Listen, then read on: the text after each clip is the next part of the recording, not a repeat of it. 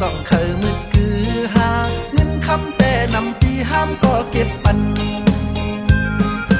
พอพร้อมปีเฮาผู้เดลีก่อนตาการหน้าเหินแปะยิ่งน้องตำเสือพี่สายก็เตือนถูเฮินก็มีรถก็มีเงินก็มีสู่น้องหือเดลัย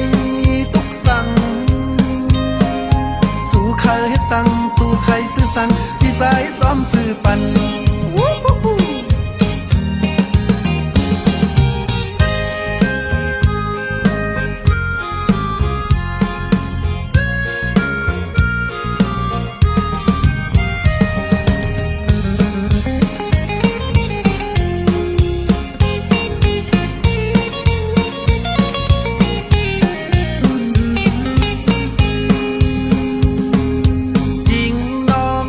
ห่างลีซื้อน้องห้องว่า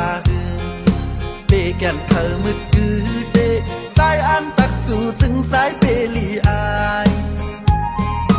ยิ่งน้องห่างเราสู่เธอน้องยุ่มหยอกเอาเสือสายเฮากึ่งกลางเสือเสือกึ่งกลางหักแม่นสู่สายแต่ห้ามสู่แขนพอห่างเยาหาปาน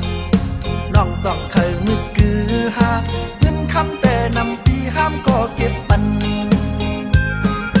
พอพร้อมปีเฮาเดลีก่อนด่าการหน้าเหินแต่ยิ่งน้องกำเสือพี่สายก็เตรียมถูเงินก็มีรถก็มีเงินก็มีสู่นั่งอยู่เดลัยทุกสั่งสู่ใครเฮ็ดสั่งสู่ใครซื้อสั่งพี่สายซ้อมซื้อปัน